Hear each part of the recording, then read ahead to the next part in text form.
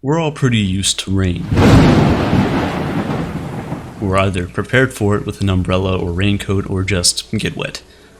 Rarely does it genuinely upset us. But what about when it rains for days and the streets flood so you can't go outside? Or when you realize you can't afford the interest rate on that home you want to purchase? How do you react when your investments plummet in value or you're laid off without severance? These are genuine modern problems that plague us at every turn. Problems that haunt our nights with nightmares and fill our days with despair. But it doesn't have to be this way. We can learn to remain grounded despite all the problems plaguing our society today. This is how to become Stoic in the modern world. Stoicism is, of course, an ancient Greek philosophy that aims to take us from being vulnerable to the chaotic nature of the universe, to being calm and indifferent to it. It's a way to fortify yourself for lasting peace of mind. But as with every practice that involves changing your attitude or disposition, work is involved in often sacrifice. The Stoics' work is to recognize what's in our control and what isn't. And the only thing in our control is our reaction to what happens, not the event itself. Obviously, we can influence what happens, but nothing is entirely in our control. Misfortunes are unpredictable and often inevitable. The Stoic philosopher, Zeno of Citium, used an analogy of a dog being tied by a cart to clarify the Stoic position. When a dog is tied to a cart, if it wants to follow, it is pulled and follows, making its spontaneous act coincide with necessity, but if the dog doesn't follow, it'll be compelled. So it is with men too. Even if they don't want to, they will be compelled to follow what is destined. The cart represents anything beyond our control, all the various happenings of the universe. A leash attaches us to this universe. Our options are to run with it, or to resist and be dragged. To become Stoic is to run with the cart. Before we go on, I just want to take a quick moment to thank the sponsor for today's episode, Brilliant.org. One of the Stoics' greatest tools is knowledge. The more you understand something, the less likely you are to get scared by it. This is another reason why I recommend Brilliant, the best place to learn everything STEM-related. One of the reasons people are scared by technological advancements like AI is because they just don't understand how it works.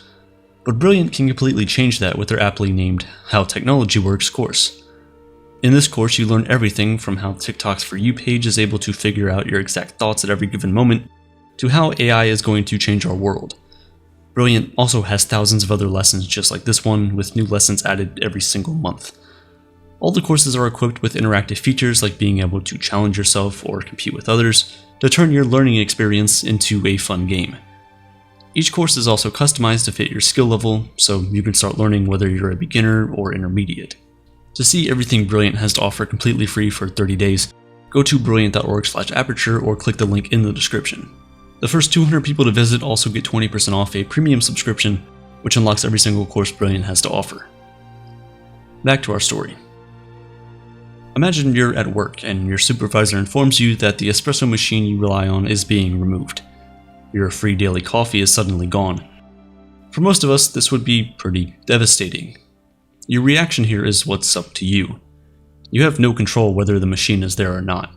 You can either run with the cart by accepting that the change is beyond your control, or wallow in the misery of no more free coffee. You can be dragged. The ultimate goal is to improve upon your inner self, as relying on external things for happiness leaves you at the mercy of a turbulent universe, a universe that is outside your control. Stoic philosophers subscribe to a semi-deterministic worldview, or compatibilism. Everything that happens has a cause, but sometimes we can't control that cause, only the action we take. For example, we can choose to not give in to an impulse to eat cake, but the existence of that impulse is beyond our control. That's not to suggest we shouldn't try to improve our external circumstances, but that we can't rely on desirable outcomes. If we want the result of fixing our car, we still have to pick up the phone to book an appointment. It's not gonna fix itself. Still, we can measure how much effort we're putting in because that's what is in our control. If the mechanic happens to be a charlatan who runs off with your car, you shouldn't blame yourself. That was beyond your control. Discussing the ancient philosophy of Stoicism is one thing, but what about tangibly implementing it into our modern lives? After all, at the time of its conception, Stoicism was for everyone, from slaves to the Emperor of Rome. So why not today? Most of us get caught up in material things and we expect them to bring us joy. We tell ourselves that the next purchase is what will finally make us happy: a new car, the latest smartphone, the expensive watch. When we're unable to get these things because, well, we can't afford them, we feel bad, like the universe is opposed to us being happy and that there's nothing we can do about it. But the truth is that material things only bring temporary happiness. Your car will break down and your phone will eventually freeze up, and even when our possessions still work perfectly, hedonic adaptation steps in, and we start to want something newer and shinier. It's a never-ending cycle. To escape the trap of consumerism, we need to adopt a different attitude towards our purchases and the dopamine hit we get from them. To do this, you can practice what the Stoics call voluntary discomfort. This is when you subject yourself to discomfort in something you typically enjoy. The most common way people do this is by taking a cold shower instead of a warm one. But you could also hold onto your new phone until it's no longer usable. Suffer through the cracks and lags and let each new phone launch pass you by. If that's too much, start small. Next time you go to the bathroom, leave your phone on your nightstand or your desk or wherever. Sit with your thoughts on the toilet instead of trying to amuse or torture yourself by doom scrolling. Driving somewhere on a hot day, roll up the windows and drive with the AC off. Or better yet, walk.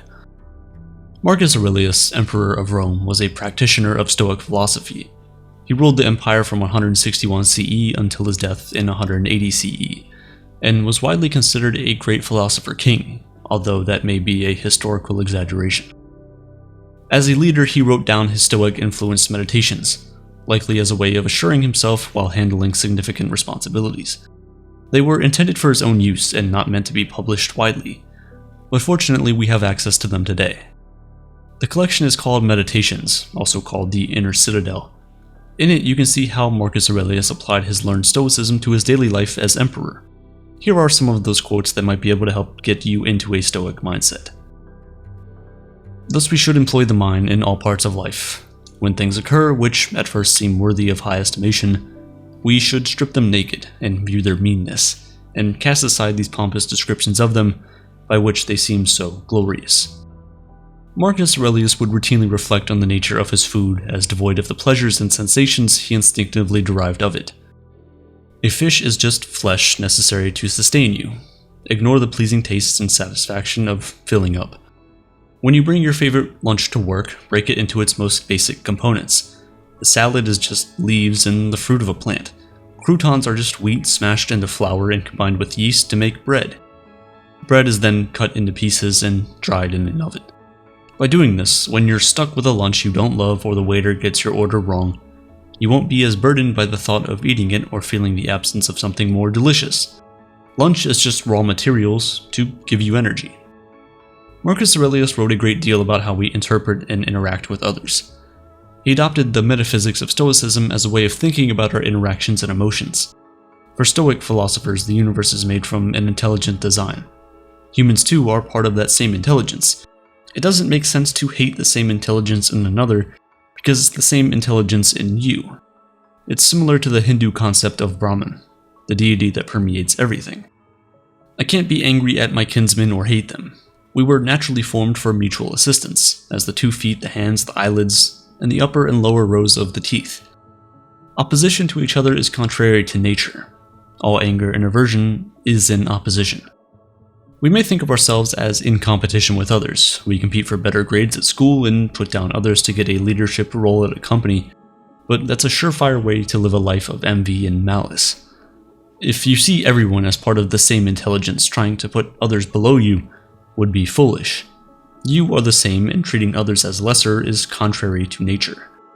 Seldom are any found unhappy for not observing the motions and intentions in the souls of others, but such as observe not well the motions of their own souls, or their affections, must necessarily be unhappy. This reminds us to focus on what is in our control, our attitude. Trying to analyze others will often lead to misery. We spend too long considering why people behave the way they do. In a state of resentment, we question their motives and success. Most of us know someone who can't stop complaining or gossiping about others at their job. They're obsessed with what their coworkers have and never seem particularly happy. their time would probably be better spent addressing their own mind, as the minds of others are outside of their control. Let us, as I said, be on our guard without suspicion or enmity. Aurelius is cautioning himself to be prepared for any attack or betrayal, while at the same time, not presuming that others have bad intentions. Again, we shouldn't dwell too much on the intentions of others, but we shouldn't blindly assume that no one will mean harm. As any experienced student knows when working with peers on a group project, be prepared for someone to not pull their weight. At the same time, though, you should never assume and judge that someone won't. You can needlessly cause dysfunction in the group while allowing others to occupy too much of your mind. But seriously, if you're working with 3 others, 1 or more of them statistically won't do their fair share. Be prepared for it, but without suspicion or hostility. When you are angry at the mistakes and wrong actions of men, for all are carried toward what appears to them their proper good, but say you, it is not their proper good. Well, instruct them, then, and teach them better, and don't be angry with them. Basically, we can disagree with others, knowing with near certainty that we're right. But getting angry with them invites more pain and is an ineffective mode of persuasion. They have what they think is the right way in mind, so we shouldn't think poorly of them. We should try to educate them rather than show our frustration. This quote from Aurelius speaks to the ongoing culture war. Both sides have an idea of what's right and allow themselves to get angry and insult the other party. This isn't to suggest that both sides are correct, but that, especially on social media nowadays, genuine attempts at persuasion have taken a back seat. There are plenty of attempts to educate in the culture war, but they often come dripping with condescension and likely serve a purpose other than genuine persuasion. They seem more about scoring likes, shares, and validations from existing believers than extending an olive branch. If we treated others like parts of an intelligent design, we wouldn't feel the need to mock them. We would try to help them see the right way forward. With these mental tools, Stoicism can guide you through the pain of life so that you face it with a temperament people would describe as Stoic. Regardless of what the universe has in store, your goal is to remain emotionally indifferent. You have reinforced your inner citadel and are prepared for both good and bad fortune. Now, Stoicism isn't a philosophy to take ourselves off the hook for the problems we can influence, but it does acknowledge that so much is beyond our individual control. We can only judge ourselves based on our effort. If we consider the world's biggest problems, the solutions are far out of reach for the average person. We can only do our part, make moves where we can, and judge our efforts. We can only change what is in our control. If you're wondering why bother with any of this when the universe itself doesn't make sense, click the video on your screen right now to understand the philosophy of absurdism. Life is meaningless.